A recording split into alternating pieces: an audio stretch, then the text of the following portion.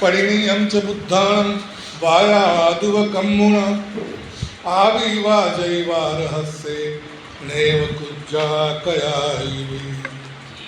મહાનુભાવો, શ્રી ઉત્તરાધન સૂત્રના પહેલા અધ્યયનમાં શ્રી સુધર્મા સ્વામી જેવા આપણા એક મહાન ગુરુ શિષ્યને કંઈક શીખવી રહ્યા છે જે આપણા માટે પણ કામનું છે. જેને જીવન સુંદર બનાવવું છે એને ચારે બાજુથી જે સારી વાતો હોય એને ગ્રહણ કરી લેવી જોઈએ, જીવનમાં એને ગોઠવી દેવી જોઈએ, ઉમેરી દેવી જોઈએ. આનો ભદ્રાકૃતવો યાંતુ વિશ્વ ઉપનિષદનું એક સૂત્ર છે.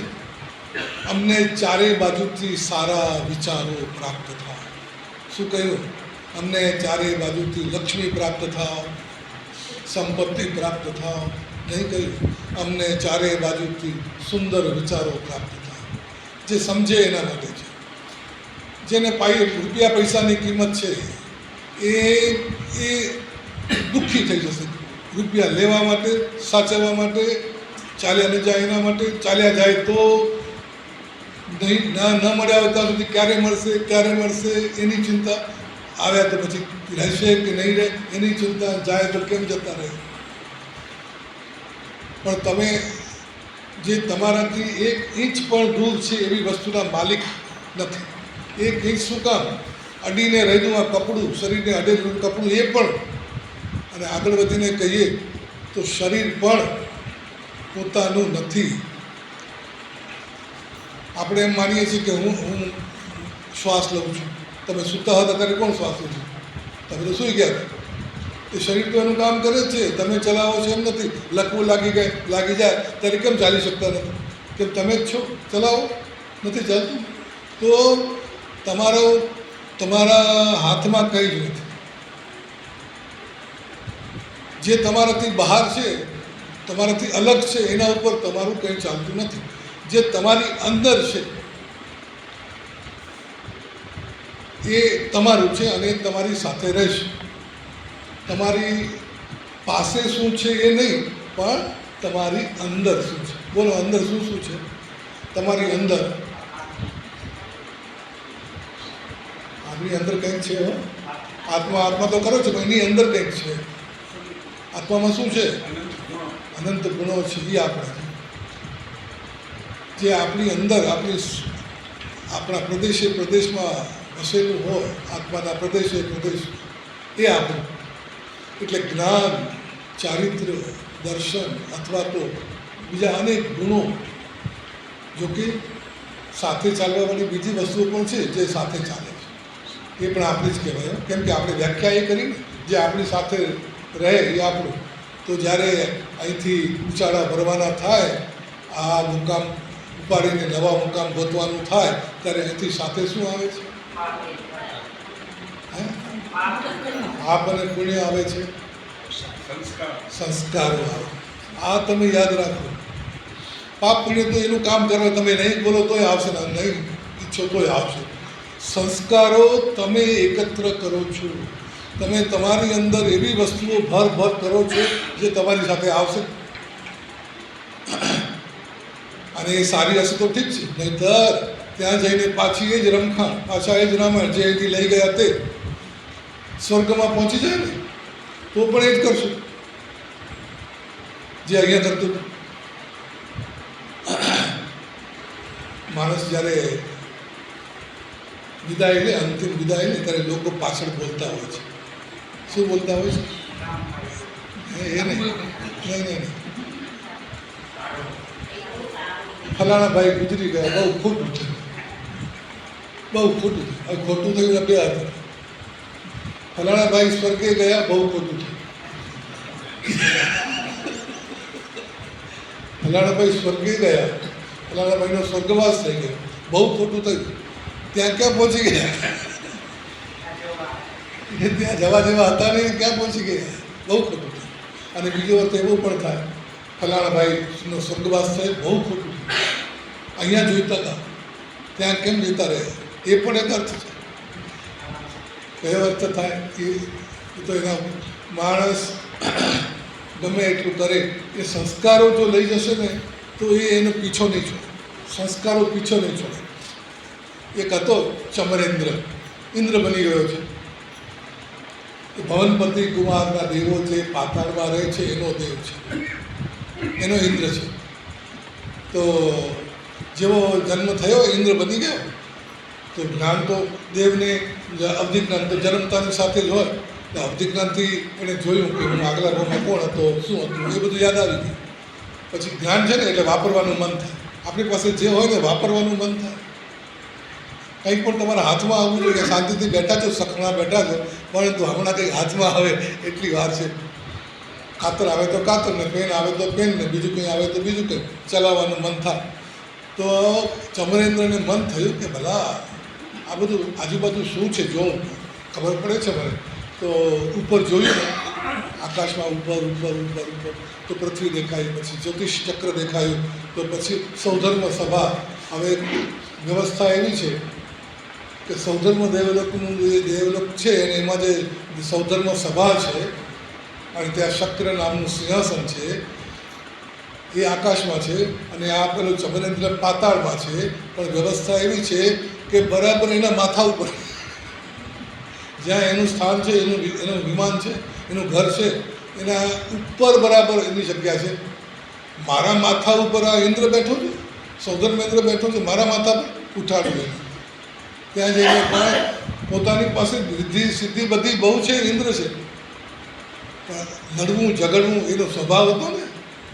લડ નહીં તો લડનારો આપ, તું ન લડ તો બીજો લડવાળો ગતિ આપે, પણ લડવું જોઈએ, એ સંસ્કાર.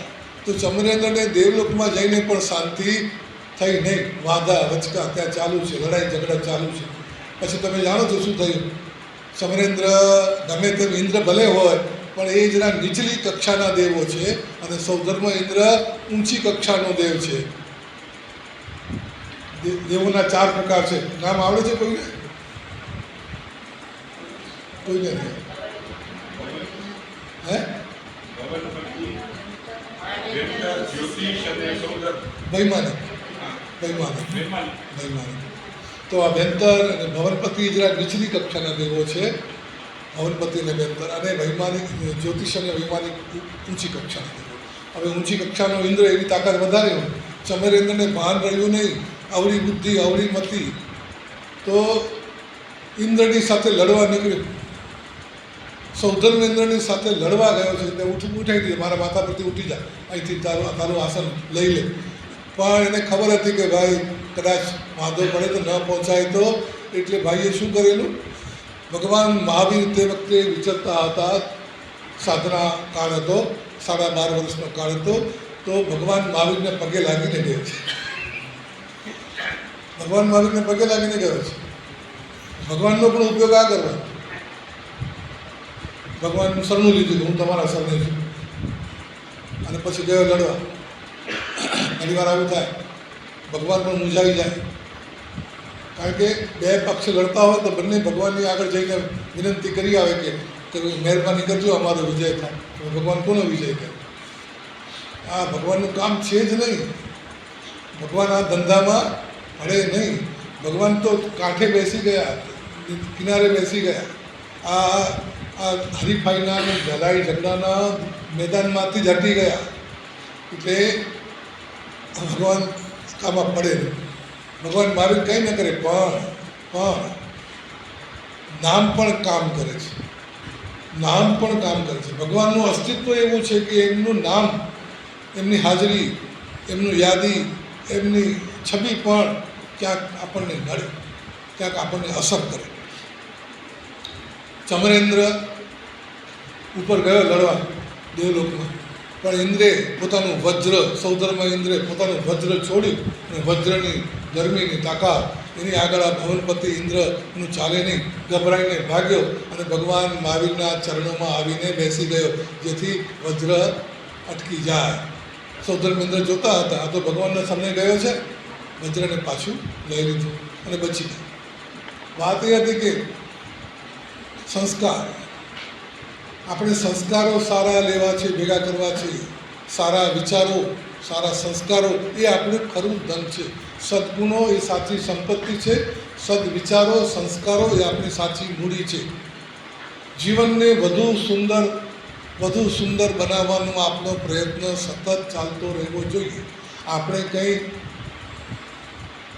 ફાઇનલ પ્રોડક્ટ નથી થઈ ગયા. આપણી અંદર હજી ઘણું બધું સુધારવાનું, વધારવાનું, ઉમેરવાનું, કાઢવાનું હજી ઘણું બધું છે. તમને શું લાગે છે, આપણામાં કંઈ હવે કંઈ કરવા જેવું ખરું કે નહીં? આપણી અંદર કંઈ સુધારાની શક્યતા ખરી કે બસ બધું બરાબર છે? પેલી કહેવત છે, પેલું કવિતા છે ને, સાંભળી શિયાળ બોલ્યું, ઊંટ કે તમારું ઊંટ કે બધાના વાંક કાઢે છે, તારામાં આ વાંક, તારામાં આ વાંક, તારામાં આ વાંકું છે. ત્યારે સાંભળીને શિયાળ બોલ્યું, અન્યના એક છે આપના 18 છે. દરેક જણ પોતે પોતાને પરિપૂર્ણ માને છે. હું તો બરાબર છું, હું તો બરાબર છું. પણ જુઓ, અહીં સુધર્મા સ્વામી આવનારા શિષ્યને, જિજ્ઞાસુને નાની નાની વાતો, આપણે આ નાની વાતોને ધ્યાન રાખ્યું કોઈ દિવસ કે આમ ન કરાય, આમ ન કરાય, આમ ન કરાય, આમ ન કરાય. આપણને કોઈ કહે ને તોય આપણે નહીં માનીએ. આપણે તો જેવાના તેવા જ રહેવા માગીએ છીએ. એક મારું હું, તમે 100 વાત કરો પણ એક મારું હું પતિ, તમે કયા કરો પણ એક મારું હું એ જાય નહીં. તો અંદરથી જ્યારે ધક્કો લાગશે કે ના ના આ નહીં ચાલે. પરિવર્તન બહુ અઘરી પ્રક્રિયા છે. પરિવર્તન બહુ પીડાદાયી પ્રક્રિયા છે. તમે અંદરથી તૈયાર હો તો ઠીક છે, નહીંતર તમને કોઈ સુધારી શકે નહીં. એટલે જ વિનયની વાત છે કે વિનય વળવાની તૈયારી, ઢળવાની તૈયારી, બદલવાની તૈયારી. એટલે વિનયને સૌથી પહેલું સ્થાન આપ્યું છે. આ તૈયારી છે, પણ આ તૈયારી કોની પાસે? જેને એમ લાગતું હોય ને કે મારે કંઈક હજી જોઈએ, મારે હજી કંઈક કરવું પડશે. દવા કોણ લે? જે એમ માનતો હોય કે મને ઠીક નથી, અને જો ઠીક નથી એવું ન માનતો હોય તો તમે દવા પકડીને પાવા જાઓ તો ભલે, બાકી પીએ નહીં. અને ડાક્ટરની પાસે રોજ મળતો હોય, ડાક્ટરને રોજ જોતો હોય, ડાક્ટરને દવાખાનામાંથી પસાર થતો હોય, પણ અંદર કોણ જશે? જેને એમ લાગશે કે મને કંઈક થયું છે, મારે કંઈક કરવાની જરૂર છે, હજી આપણને એવું લાગ્યું નથી. જે દિવસે એવું લાગશે કે અરે હું આવો, મારે આવા નથી રહેવું, એ દિવસે પરિવર્તન શરૂ થશે. અને એ પરિવર્તન લાંબી પ્રક્રિયા છે, લાંબી પ્રોસેસ છે. એક દિવસમાં નહીં થાય, પણ કર્યા કરશો તો જરૂર થશે. કરત કરત અભ્યાસ સે જડમતી હોય સુજાન, રસ્સી આવત જાત હૈ સિલ પર પડત નિશાન. કરત કરત અભ્યાસ સે, તમે જે કંઈ કરવા માગતા હો, જેવા તમે બનવા માગતા હો, જરૂર બની જશો. અભ્યાસ ચાલુ રાખો, પ્રેક્ટિસ ચાલુ રાખો. પ્રેક્ટિસ મેક્સ એ મેન બેટર. આ સત્ય છે. અહીંયા પણ ધર્મમાં પણ પ્રેક્ટિસ જરૂર છે. જે ગુણ તમને જોઈતો હોય, તમને લાવવો હોય, એનો અભ્યાસ કર્યા કરો. તમારામાં પહેલાં એ અંદરથી નહીં આવે, તમારે જોર જબરાઈથી કરવું, અને પછી કરતાં એ સહજ થઈ જાય. ક્ષમતા કંઈ તૈયાર ન આવે કે એક દિવસ ક્ષમતાનું ઇન્જેક્શન લઈ લીધું અને હવે ક્ષમતા આવી ગઈ, નહીં આવે. હજી સુધી એવું કોઈ ઇન્જેક્શન સુધાર્યું નથી. અને એવું સુધાર્યું હોય તો પ્રભાવનાના બદલે બધાને પકડી એ ઇન્જેક્શન જ આપી દેવું જોઈએ કે જેથી જીવનભર કલ્યાણ થઈ જાય. પણ નહીં, એ તો તમારી અંદરથી જ ભૂખ જાગે. તો જીવનમાં હજી ઘણું બધું કરવાનું બાકી છે. ને આપણે જ્યારે બધું પતી ગયું હોય એમ આરામથી બેઠા છીએ. જે સારી વાત તમને દેખાય એ કરવાનું ચાલુ કર્યું. મને કે અંદરથી ઈચ્છા નથી પણ કરો. નુકસાન શું છે? ફાયદો છે. અવગુણો પણ આપણે આમ જ શીખ્યા છીએ. સદગુણો પણ આપણને આ રીતે જ મળશે.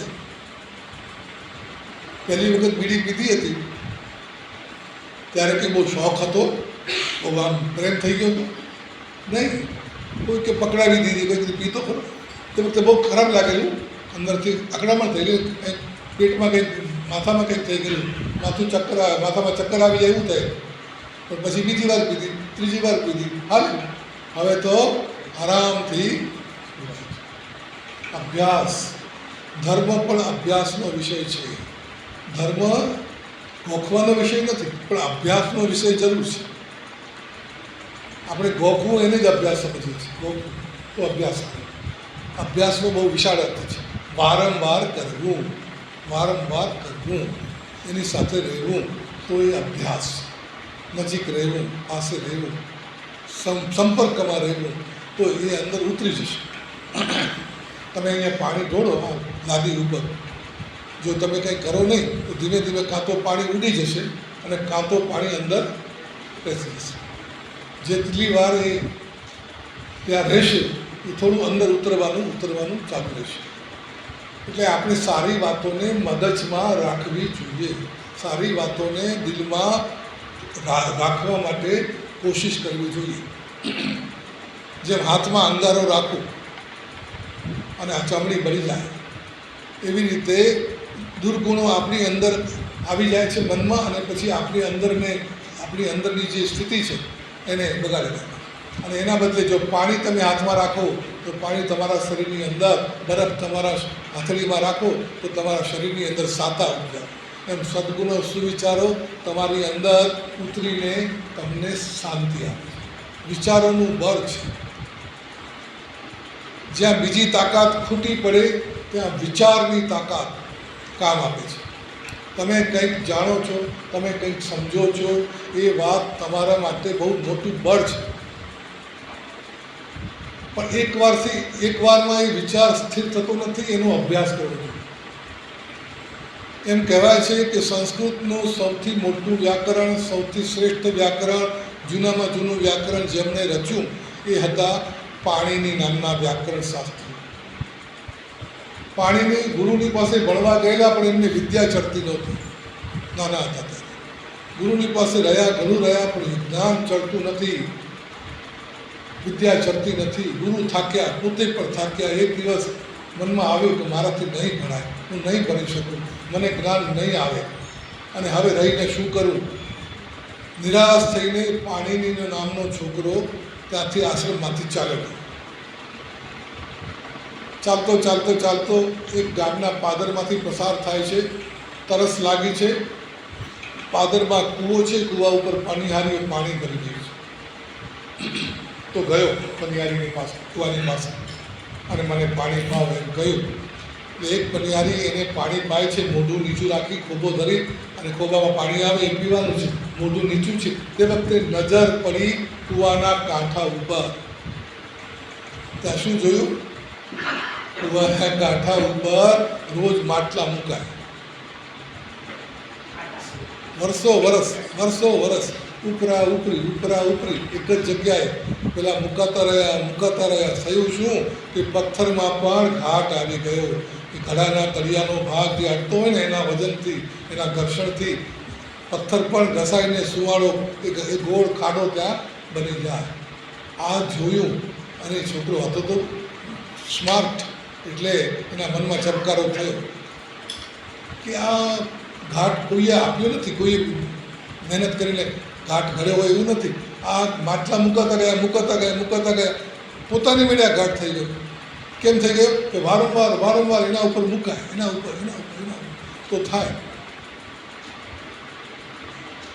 અને કૂવાના કાંઠા ઉપર દોરડા ઘસાય ને તો દોરડાના પણ આંકા પડી જાય, પથ્થરમાં આંકા પડી જાય. પેલા છોકરાને વિચાર આવ્યો કે અરે જો પથ્થરમાં પણ જો આ રીતે પરિવર્તન આવતું હોય રોજના ઘસારાથી, રોજના ધક્કાથી, તો પછી હું તો જીવતો જાગતો માણસ છું, હું કેમ નહીં કરું? મારામાં કેમ જ્ઞાન ના આવે? હું પથ્થર પણ જો ગળાઈ શકતો હોય, પથ્થરમાં પણ જો ઘાટ આવતો હોય તો મારામાં આવી શકે. પાછો ગયો ગુરુની પાસે, દિલ જઈને ભળ્યો, અને આગળ જતાં એ બહુ મોટો વ્યાકરણ શાસ્ત્રી પાણીની. આજે પણ પાણીનું વ્યાકરણ ભણાય, અને પાણીના વ્યાકરણના જે સૂત્રો છે, નાના સૂત્રો છે, આખું સંસ્કૃતનું ગ્રામર નાના સૂત્રોમાં એવું ગૂંથ્યું છે, તમને નવાઈ લાગશે કે આજે અવકાશ સંશોધન, અવકાશમાં જે સંશોધન ચાલે છે, એટલે કે ગ્રહોને તારાઓ ઉપર જવાની જે વાતો છે, અવકાશ વિજ્ઞાન, એમાં સંસ્કૃત ભાષા અને આ પાણીનીના સૂત્રોની જે પદ્ધતિ છે એ પદ્ધતિ ત્યાં નાસાના વૈજ્ઞાનિકોને એમ લાગે છે કે અમારે કમ્પ્યુટરને આ પ્રોગ્રામ આ રીતે શીખવવો પડશે. બોલો, તે વખતે એમણે જે પદ્ધતિ રાખી છે સૂત્રો બનાવવાની, એમાં અર્થ કેવી રીતે સમાવવાનો, થોડા વાક્યમાં થોડા શબ્દોમાં નિયમો કેવી રીતે ગૂંથી લેવા, એ પદ્ધતિ આજના વૈજ્ઞાનિકોને પણ ગમી ગઈ છે.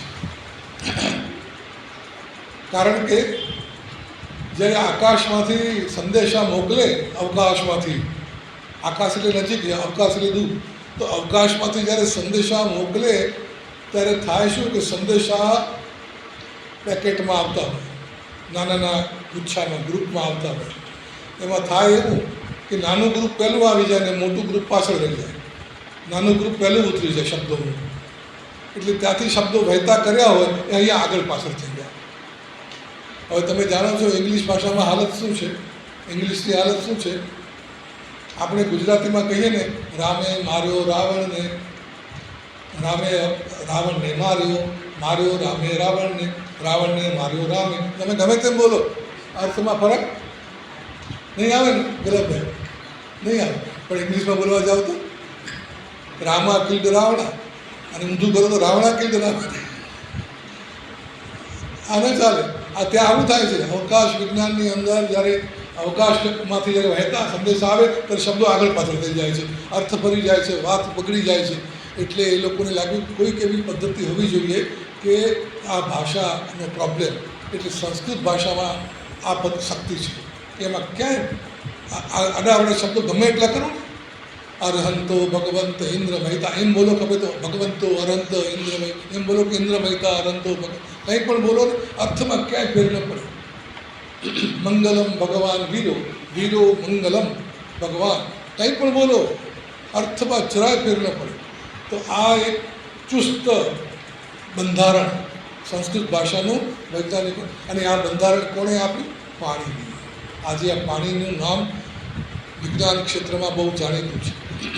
તો વાત આપણી એ હતી કે અભ્યાસથી મૂર્ખ છોકરો મોટો વિદ્વાન થઈ શકે છે, તો આપણે પણ બની શકીએ છીએ. આપણે અત્યારે ભલે પામર છીએ, પણ પરમ બનવું છે. હવે જુઓ, પામર અને પરમમાં બહુ ઝાઝો ફેર નથી, અક્ષરો આડા થઈ ગયા. પામર અને પરમ એના એ જ અક્ષર છે, થોડી ગડબડ છે આગા પાછા. પામર ને પરમ, આમાં માત્ર મીઠી કાઢી નાખો, પરમ, અને સીધા લાઈનમાં આવી જાય પરમ. તો આટલું જ કરવાનું છે, પામરમાંથી પરમ બનવાનું છે. પણ એ કામ કેવું છે કે આખાને આખા વિમાનને આકાશમાં ઉડાડવું છે. આટલું ભારે ટનના ટન વજનનું વિમાન આકાશમાં ઉડી જાય, ઉડી શકે. એ જો ઉડી શકે છે તો આ આત્મા પામરમાંથી પણ પરમ બની શકે છે. આપણે અત્યારે કેવા છીએ ખબર? આત્માનું અસલ રંગ, અસલ રૂપ કેવું હતું એ તો શોધ્યું જડે એમ નથી. એના ઉપર એટલા થર લાગ્યા છે, રાગના, દ્વેષના, મોહના, તૃષ્ણાના, કર્મના અને સંસ્કારોના, એટલા બધા અંદર તત્વો ભેગા થયા છે કે અસલ આત્મા તો ક્યાંય ખોવાઈ ગઈ. રસોડામાં વપરાતું જે મસોતું, ક્યારેક તો એ સારા મજાના કાપડનો ટુકડો હતો, ક્યાંક ખમીસમાં કે જબ્બામાં ક્યાંક શોધતો હતો, એ ટુકડો પછી રસોડામાં પહોંચી ગયો અને હાલત કેવી થઈ ગઈ, એનો રંગ, એના એના એના તાતણા, એની કંપની, એની ફેક્ટરી કઈ ને ક્યાંથી આવે કંઈ ઓળખાય એમ નથી. કાળું મેષ જેવું ચીકણું ગંદુ થઈ ગયું. આવા ચીકણા ગંદા કપડાને પાછું અસલ રૂપ આપવું જરા અઘરું પડે. બહુ ધીરજનું કામ છે. ધીરજ એટલે અતિ ધીરજ. ધર્મમાં કેટલી ધીરજ જોઈએ, અધ્યાત્મમાં કેટલી ધીરજ જોઈએ. ભગવાન મહાવીરના આત્માને 27 જન્મ લાગેલા અને આપણને બહુ ઉતાવળ છે. આપો આપો ને મહારાજ અમને બક્ષીશ. આપી દો બસ. વિનંતી જરૂર કરો પણ સમજીને કરો. ભગવાનના શરણે જવું એટલે શું? ભગવાનનું શરણું લીધું, હવે તમારા શરણે છું, મારું કલ્યાણ કરો. પણ ભગવાનનું શરણું એટલે શું? ચત્તારી શરણમ ભવજ્જામિ, હું તમારા અર્યંતના શરણે જાઉં, સિદ્ધોના શરણે, હું સાધુના શરણે જાઉં, હું ધર્મના શરણે જાઉં. એનો અર્થ તમે સમજો છો? તમે ક્યારેક મુસીબતમાં ફસાયા હોય, એવી મુસીબત કે શું થશે, શું નહીં થાય, કેમ બચશું, શું થશે, કેવી આફત આવી છે, આમાં કોણ ઉગારશે, એવું થતું હોય, અને ત્યારે ઉગરવા માટે તમે કોઈ જબરા મોટા માણસની પાસે જઈને એના પગ પકડો કે હવે તમે કંઈક કરો, તમારા શરણે છું. ત્યારે એ શરણું તમે લીધું, એનો અર્થ શું ખબર છે?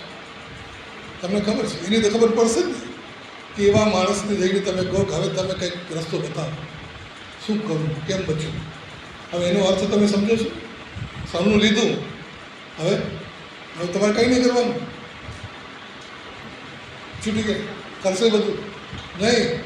શરણું લીધાનો મતલબ જ એ છે કે હવે તમે જે રસ્તો બતાવો એ રસ્તે મારે ચાલવાનું છે, હવે તમે કહો એમ કરું.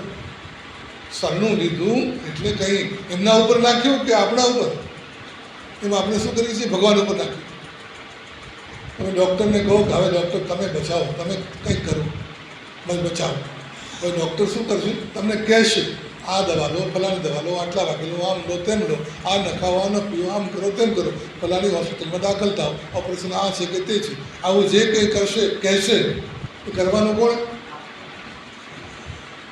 એટલે શરણું લેવાનો મતલબ અહીંયા સમજી જાઓ કે તમારા શરણે છું, મતલબ હવે તમે જેમ કહો તેમ કરવા તૈયાર છું.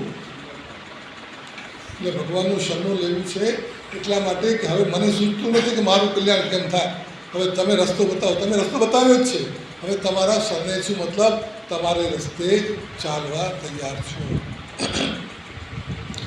શરણું ભગવાનનું, અને ભગવાન બધું કરે, હું કંઈ કરું નહીં, મારે કંઈ કરવું પડે નહીં, અને હું પહોંચી જાઉં. મારે કંઈક કરવું પડે નહીં અને મારું કલ્યાણ થઈ જાય. હું ઘણા લોકો એમ કહે છે, મારું ભગવાનને એમ કહે છે કે મારું કલ્યાણ કરો, પણ પોતે પોતાને જે કરવું છે અને પોતે કરી શકે એમ છે કે કરતા નથી.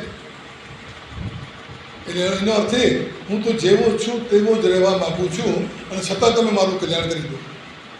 ભગવાન પણ મૂંઝાઈ જાય. ભગવાન શું કરે કે આને કેમ કરવું? લડ્ડુ ભી ખાના ઓર મોક્ષ ભી જાના, આવી કહેવત છે. ખાવત પીવત મોક્ષ જે માને, ખાવત પીવત, ખાઈ પીને મોક્ષ જવું છે. ખાવત પીવત મોક્ષ જે માને, તે શિરદાર બહુ જટમાં. જાટ લોકોનો સરદાર છે, મૂર્ખ લોકોનો સરદાર છે. એને ખબર નથી મોક્ષ એમ મળશે નહીં. મોક્ષ તો મોક્ષ, પણ અહીંયા શાંતિ પણ મળશે નહીં.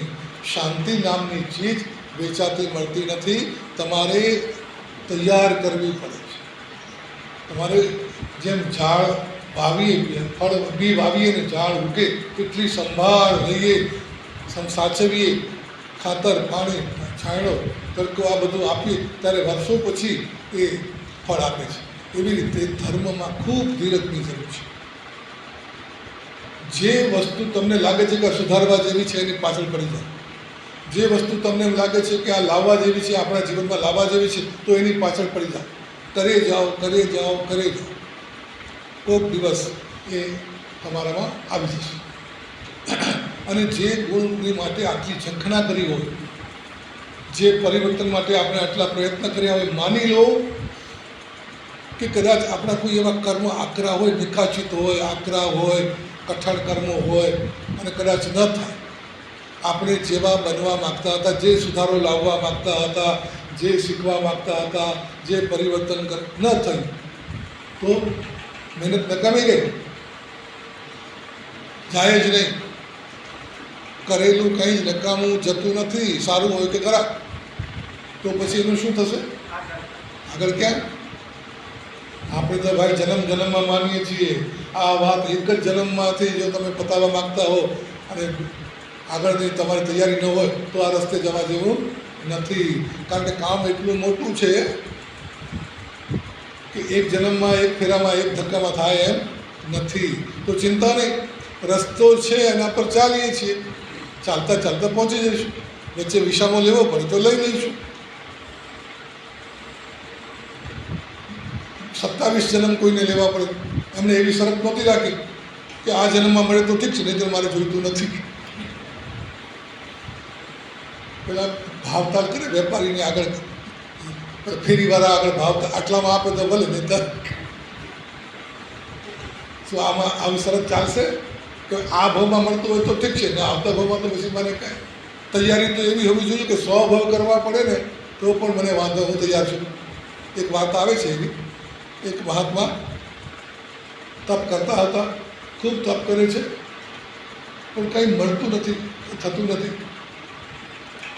હજી સુધી કંઈ અનુભવ થતો નથી, હજી સુધી કંઈ નિકાલ આવ્યો નથી. ચિંતા છે, દુઃખ છે, તપ કરી જાય છે, તપ કરી જાય છે. તપ એટલે ખાલી ઉપવાસ આવીને સાધના કરી જાય છે પણ લાગે છે કે હજી પહોંચવાનું નથી. એક દેવ ત્યાંથી પસાર થાય છે, તપસ્વીને આગળ આવે છે. હું જાઉં છું મહાવિદ્ય ક્ષેત્રમાં. અચ્છા, મહાવિદ્ય ક્ષેત્રમાં જાઉં છું તો એક કામ કરજો,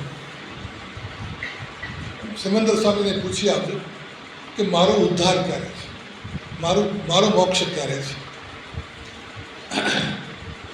તો ભલે ગયો, પૂછીને પાછો આવ્યો અને જવાબ આપ્યો કે ભગવાને કહ્યું છે કે તમે જે ઝાડની નીચે ઊભા છો ને એ ઝાડમાં જેટલા પાંદડા છે ને એટલા જન્મ પછી તમારું ઉદ્ધાર છે. અને ઝાડનું આંબલી ઝીણા ઝીણા પાંદડા.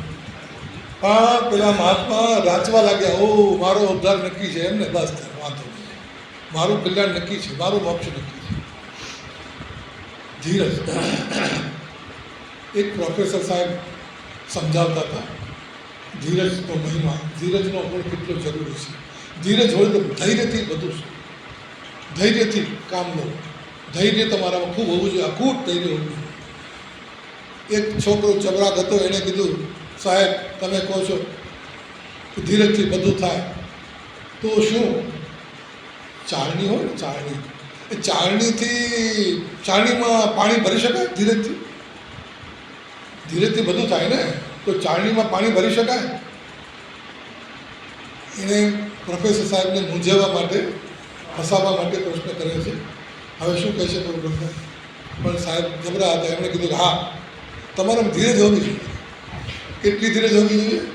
તો કે આ ચાળણીમાં ભરેલું પાણી બરફ થઈ જાય ત્યાં સુધી તમારે ધીરજ રહેવી પડે. થઈ એમાં પણ હોય છે, પાણી આમ પડતું હોય ને વચમાં જ બરફ થઈ જાય, એવી ઠંડી થઈ આવી જાય તો તમે ઠંડા ઠેકાણે પહોંચી જાઓ તો ત્યાં આ પણ શક્ય છે, અશક્ય કંઈ નથી. બસ તો ધીરજથી બધું શક્ય છે. સુધર્મા સ્વામી મહારાજે નાની નાની શિખામણો જે આપી છે ને એ ગાંઠે બાંધી લેવા જેવી છે. પરિણીયમ ચ બુદ્ધાણમ વાયા અદુવ કમુણા આવિવા જૈવા રહસ્ય ને ગુચ્છા કયાયું. જે જ્ઞાની પુરુષો છે, ગુરુજનો છે, જેને આપણે આપ્ત પુરુષ તરીકે સ્વીકારે છે, બુદ્ધ પુરુષ છે, જે જાગી ગયા એ બુદ્ધ. બુદ્ધ શબ્દ બહુ મજાનો છે, જાગી ગયા, બોધ પામ્યા તો બુદ્ધ. તો આવા જે બુદ્ધ પુરુષો છે, પ્રબુદ્ધ પુરુષો છે, જેની આગળ તમે શીખવા આવ્યા છો, સમજવા આવ્યા છો, જેને ચરણોમાં રહીને તમારું કલ્યાણ સાધવું છે, એવા બુદ્ધ પુરુષોને સાથે રહેતા આ ભૂલ ન કરતા. વાણીથી, મનથી કે કાયાથી કોઈ પણ કામ એવું ન કરવું જે એમને ન ગમતું. આટલું પકડી લો, એમને ન ગમે એવું કરવું નથી. બસ આ ચાવી છે. તમે આપોઆપ બદલાઈ જશો. તમારામાં કદાચ હજી જૂના સંસ્કારો હશે, ખામીઓ હશે, દુર્ગુણો હશે, પણ તમારા મનમાં આ બેઠું છે, મારા ગુરુને નહીં ગમે, મારા વડીલને નહીં ગમે, મારા માલિકને નહીં ગમે, તો બસ તમે અટકી જવાના છો. માલિક, ગુરુ, જ્ઞાની, વડીલ પ્રત્યે તમારા હૈયામાં અહોભાવ છે, એના કારણે તમે કરતાં અટકી જશો અને તમે ધીમે ધીમે નવા રૂપમાં ચાલ્યા જશો. ન પખવો ન પુરવો ણેવ કિચ્ચાળ પીઠો ન ઝુંજે ઉરુણા ઉરુમ સૈણે નો પરિસ્થિતિ.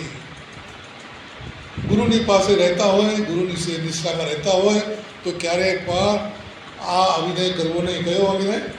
ગુરુની સામે પણ નહીં બેસવું, ગુરુને પડખે પણ નહીં બેસવું, લગોલગ ના બેસાય, અને ગુરુને પીઠ કરીને પણ નહીં બેસવું. આ નાની વાતો છે, પણ એમાં દેખાય છે શું? ગુરુ પ્રત્યેનો અહંભાવ. તમે જેને ચાહતા હો, તમે જેને માનતા હો, તમે એની સામે આવું નહીં કરી શકો. તમે એકદમ એના મોં પર જઈને બેસી નહીં શકો, છેટું રાખવું પડશે. જો અહોભાવ હોય છે, આદર હોય છે, ત્યાં આપોઆપ એક મર્યાદા આવી જાય છે. જરાક દૂર રહીને, મર્યાદામાં રહીને, એક ગુરુથી જો અંજાયા હોય તો, અને ગુરુને પ્રત્યે જો અહોભાવ ન હોય તો આવું કંઈ સૂચશે પણ નહીં. ક્યાં સૂચશે? કે જ્યાં ગુરુ પ્રત્યે અહોભાવ છે. જે વ્યક્તિ પ્રત્યે ગુરુ હોય કે કોઈ વડીલ હોય કે કોઈ સારા માણસ હોય, ગુરુઓ બધા હોય છે, પણ તમારા પોતાના ગુરુ તો એક જ હશે. પણ બીજા બધા ગુરુઓનું શું? તો કે એ ગુરુઓ પ્રત્યે પણ એટલો જ ભાવ હોય. તો ગુરુજનોની સામે પણ ન બેસવું, પડખે પણ ન બેસવું, પીઠ કરીને પણ ન બેસવું, અને ગુરુને ઢીચણ દબાવીને તો બેસવા નહીં. એટલે એ પણ ખુલાસો કર્યો, ન ઝૂંઝે ગુરુના ઉરું. ગુરુની પાસે એવી રીતે ના બેસવું કે તમારો ગુરુના ઢીચણને અડી જાય. એ દોસ્તીમાં શોભે, મિત્રતામાં શોભે. ગુરુ આગળ એ વ્યવહાર કરશો નહીં, કેમ કે એ વ્યવહારની અંદર ભાવ સારો છે, પણ એ કયો ભાવ છે? દોસ્તીનો ભાવ છે. ગુરુને દોસ્ત નથી માનવાના. ડૉક્ટરની સાથે કેવી રીતે વાત કરો? બસ એવી રીતે વાત કરો ગુરુ સાથે. ગુરુએ કંઈક કહ્યું હોય, બોલાવ્યું હોય, કંઈક આજ્ઞા કરી હોય, તો પોતે જે આસન પર બેઠા હોય ને ત્યાંથી જ બેઠા બેઠા જવાબ આપો. આ ધર્મનો વિનય કેટલો ઊંચો અને કેટલો અઘરો છે. બેઠા બેઠા જવાબ આપો નહીં, ઊભા થઈ જવું, નજીક આવીને તરત જવાબ, અથવા ઊભા થઈને ત્યાંથી જવાબ આપીને પછી પાસે આવો. હજી આગળ કહે છે, નેવ પલ્લવથી એમ પૂજ્યા પક્ખ પિંડમ સંજય પાયે પસારે વાવી ન ચિત્તે ગુરુનંતી. ગુરુની પાસે એટલે ગુરુની આસપાસ બેઠા હોય ત્યારે કેવી રીતે બેસવું? ગુરુની આગળ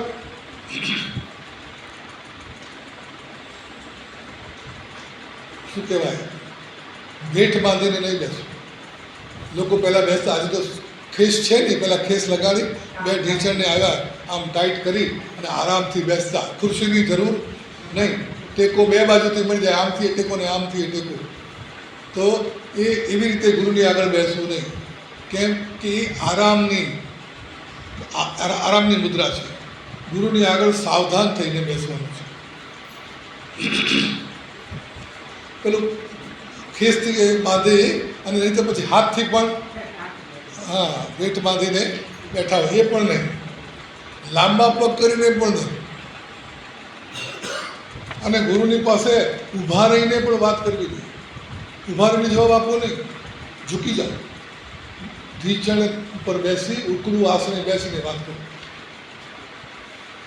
ગુરુની આગળ આવીને જે કહેવું હોય તે નીચા ઝૂકીને નમોત્થનમાં કેમ બેસીએ છીએ? એ આસન વિનયનું આસન છે. એક ઢીચણ જમીને આડેલો છે, એક ઢીચણ અધ્ધર છે, એક પગની પાની ઉપર બેઠા છો, બીજા પગનો પંજો એના ઉપર વજન છે. આ આસન છે ને એકદમ નમ્રતાનું આસન છે. આ આસન પણ કામ કરે છે, એટલે કે મુદ્રા પણ કામ કરે છે. અમુક મુદ્રામાં તમને ઊભા રાખવામાં આવે એટલે તમારી અંદર એવા ભાવ થાય, જેમ પેલો બાણાવળી ધનુર્ધારી ધનુષ્યને હાથમાં પકડીને પણછ ખેંચીને આમ કાન સુધી પણછ લઈને ઊભો હોય, એવી મુદ્રામાં તમને ઊભા રાખીને તો તમારામાં જરા તાકાત આવી જશે, જુસ્સો આવી જશે. અને કાંઈ નહીં તો બંદૂક લઈને સૈનિક ઊભો હોય ને એ બંદૂક જેવું કે લાકડી બાકડી લઈને પણ બંદૂકની જેમ રાખો ને તો તમારામાં જુસ્સો આવી જાય. તો આ મુદ્રા પણ અસર કરે છે અને આ મુદ્રા સહજ છે. અંદર ભાવ છે તો મુદ્રા પણ એવી થશે. જેમ અંદર આનંદ છે તો મોઢું હસી ઉઠે છે. જો અંદર ક્રોધ છે તો ભવા ચડી જાય. અંદર છે ને, ભાવ તો અંદર છે, કાયામાં પણ આવીને વસી જાય છે, કાયામાં ઉતરી જાય છે. એટલે મનને અંદર જે ભાવ છે એને બહાર લાવવા ન દઈએ એ પણ જરૂરી છે. એટલે પેલી મુદ્રા આપોઆપ પેલા ભાવને રોકશે અને જે ભાવ લાવવાનો છે એ લાવશે. આયર્ય હિમ વાહિત તો તુસડીઓ ન કયાઈવી પસાજ પેહી ણિયાગઠ્ઠી ઉચિઠ્ઠે ગુરુ સયા. ગુરુ બોલાવે ત્યારે ક્યારેક પણ બેસી રહેવું નહીં, ચૂપ બેસી રહેવું નહીં. ગુરુને જવાબ તરત આપવો. કારણ કે જો તમે ગુરુ બોલાવે અને તમે જવાબ આપતા નથી એનો અર્થ તમે ગુરુની ઉપેક્ષા કરો છો, તમે ગુરુની અવહેલના કરો છો.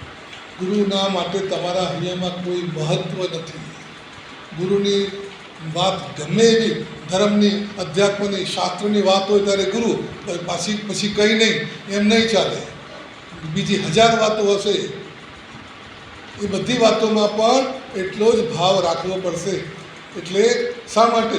પસાય પેહી, ગુરુની કૃપા જોઈએ છે, ગુરુને પ્રસન્ન કરવા છે, ગુરુને રાજી રાખવા છે.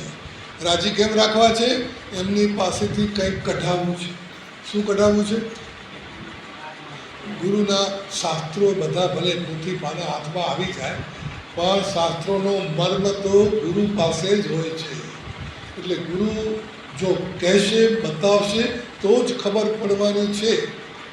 માટે ગુરુ હૈયું ખોલીને, ગુરુ હૃદય ખોલીને મને સમજાવે, મને જ્ઞાન આપે, એ માટે ગુરુને રાજી કરવા છે.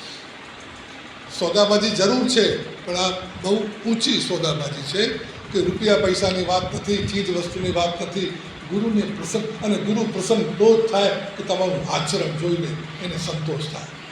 એટલે ગુરુની કૃપાની જેને ઈચ્છા હોય અને જે મોક્ષાર્થી હોય એને ગુરુની પાસે આ રીતે રહેવું. આલવંતે લવંતેવા ન નિષિજ્ય કયાયું ચયુન આસણમ ધીરો જવ જત્તમ પરિસુણે. ગુરુએ બોલાવ્યા હોય તો ફટાક દઈને આસન ઉપરથી ઊભા થઈ જાય એ શિષ્ય. આસન છોડી ગુરુ પાસે દોડીને આવીને ઊભો રહે અને ધ્યાનથી સાંભળે અને પછી જવાબ આપે. કલ્પસૂત્રમાં આવે છે, સિદ્ધાર્થ મહારાજાએ કૌટુંબિક પુરુષોને બોલાવ્યા અને આદેશ આપ્યો, આમ કરો, આમ કરો, આમ કરો. તો આણાએ વિનયણમ આણમ પરિસુદંતી, તો વિનયપૂર્વક તેઓ પ્રત્યુત્તર આપે છે. શું આપે છે? તથેતી, આપ જે કહો છો તે પ્રમાણે ભલે. તમે કંઈ બોલો જ નહીં. તમને કોઈકે કંઈક કહ્યું, આ વસ્તુ લાવો, તમે કંઈ બોલ્યા નહીં. હવે તમે કરવાના છો કે નથી કરવાના, લાવવાના છો કે નથી લાવવાના, પહેલાંને ખબર પડશે ને. તમે લાવવાના હો તો પણ, અને તમે ન બોલ્યા તો એના મનમાં એમ જ થશે કે આની ઈચ્છા નથી. તો જવાબ આવવો જોઈએ. તો પેલા કૌટુંબિક પુરુષો જેવી આપની આજ્ઞા એમ કહીને જાય છે, કામ કરી આવે છે, આવીને પાછા આજ્ઞા પાછી આપે છે. એટલે કે આપે જેમ કહ્યું તેમ બધું કરી લીધું છે એટલું કહીને જાય છે. પરબારા ઘર ભેગા થઈ જતા નથી. આ એક બહુ ઊંચો વિનય છે.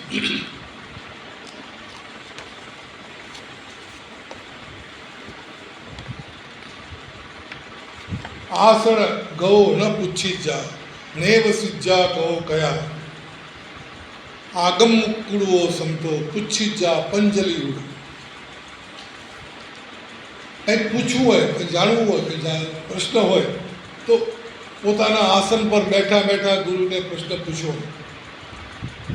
ઊભા થઈ જવું, આગળ ગુરુની પાસે અમુક મર્યાદા અવગ્રહ રાખીને બેસવું, ઉકળું આસને બેસી હાથ જોડીને ગુરુને પૂછવું. એવમ વિનય જુત્તસ્સ સુત્તમ મથમ તદુભયમ પુચ્છમાણસ શીસસ્સ વાગરેજ જહા સુવમ. આ બધું શા માટે કરી રહ્યો છે?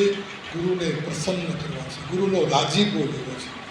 તો આવા વિનયયુક્ત શિષ્યની આ બધી હાલચાલ જોઈને, શિષ્યના વ્યવહારને જોઈને પ્રસન્ન થયેલા ગુરુ સૂત્ર, અર્થ અને તદુભય એવા ત્રણેય વસ્તુ પ્રેમપૂર્વક શિષ્યને શીખવે છે. આ શું છે? સૂત્ર, અર્થ અને તદુભય. સૂત્ર છે તો સૂત્ર એટલે શબ્દો, અર્થ એટલે એનો ભાવાર્થ, અને તદુભય એ બંને. તો બે તો આવી ગયા, હવે હજી બંને બાકી. તો કે હા, સૂત્ર એટલે મૂળ સૂત્ર. તમને એક સૂત્ર આપ્યું, ઈચ્છા અમે કમાશું, આ સૂત્ર છે, તમે ગોખી લીધું, સૂત્ર આવડી ગયું છે. અર્થ નથી આવડ્યો, હવે અર્થનો વારો આવશે. ઈચ્છામી એટલે હું ઈચ્છું છું, ખમાસમનો એટલે એક ક્ષમાસમનો, ક્ષમાના ભંડાર, વંદન કરવાની જાવણી જાય પૂરી નિષ્ઠા સાથે, પૂરા સમર્પણ સાથે, પૂરી શક્તિથી. અને પછી મથ્થયેણ વંદામી, મસ્તક વડે વંદન. આ દરેકના અર્થ સાંભળી લીધો. હું આપને મસ્તક વડે વંદન કરવા ઈચ્છું છું. એક ક્ષમાસમણ, હું આપને પૂરી શક્તિથી, પૂરા એકાગ્રતાથી આપને વંદન કરું. આ એનો અર્થ છે. પણ તમને આ સૂત્ર મળી ગયું, અર્થ મળી ગયો, પણ તદુભય એ બંનેનું જોડાણ હજી નથી મળ્યું. એ તમારે ચોક્કસ કરવું પડશે કે ઈચ્છામી એટલે ઈચ્છું છું, કે વંદીઓ એટલે ઈચ્છું છું. વંદીઓનો શું અર્થ થાય છે? ઈચ્છામીનો શું? ઈચ્છામીનો આ અર્થ, વંદીઓનો આ અર્થ, ખમાસમણોનો આ અર્થ. અને પછી એની અંદર ક્ષમાસમણ કેમ કયા, મથ્થયેણ વંદામી કેમ કહ્યું, મથ્થયેણ વંદામી એમ કેમ કહ્યું? આ બધી વાતો એ તદુભય છે, અંદરની વાતો, તાત્પર્ય, આશય, મર્મ એ તદુભય છે. ગુરુ તદુભય, આ સૂત્ર, અર્થ, તદુભય પ્રેમથી શીખવાડશે.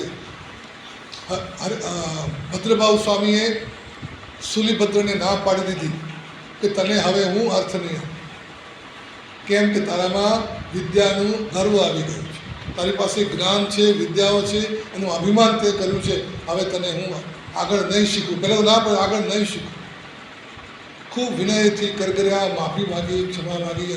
અને બીજાઓએ પણ કહ્યું કે આવા લાયકને નહીં શીખવું તો પછી કોણ આ ધારણ કોણ કરશે? આ સમર્થ છે, તમે એને આપો જ્ઞાન. ભૂલ થઈ, માફ કરો, હવે નહીં કરે. ક્યારેક થાય. આ બધી વાતો થઈ ત્યારે ભદ્રભાવ સ્વામીએ કહ્યું કે હું એ જ માનું છું કે આવો લાયક, આટલો ઉચ્ચ કોટીનો વિદ્યાર્થી, સાચો શિષ્ય, એ પણ જો આવી ભૂલ કરી બેસે તો હવે લાગે છે કે સમય પડતો કાળ છે, વધારે ખરાબ થતો જાય છે. આવા સારા માણસો, આવા મોટા માણસો પણ આવું કરે તો આગળ તો કેવા થશે, કેવા પાકશે. એટલે હવે આ જ્ઞાન આગળ નહીં ચાલે ને આગળ ચલાવવા જેવું નથી. છતાંય આ સુપાત્ર છે એટલે હું એને શીખવાડીશ. પણ ખાલી સૂત્ર આપીશ, અર્થ નહીં આપે. તો અર્થ વગર તો પછી ખાલી પાઠ જ કરવાનો હોય.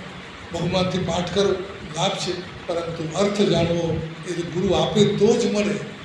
આજે તો બહુ સહેલું છે, ચોપડીઓ છપાઈ ગઈ છે, વાંચી લો. એ વખતે તો એક જ રસ્તો હતો, ગુરુને રાજી કરો અને ગુરુ પ્રેમથી શીખવાડે તો મળે. કારણ કે શાસ્ત્રો બધા મોઢે હતા, ક્યાંય ચોપડીમાં હતા જ નહીં. ત્યારે આ બધા નિયમો કેટલા કામના હતા તમે સમજી શકો છો. વિશેષ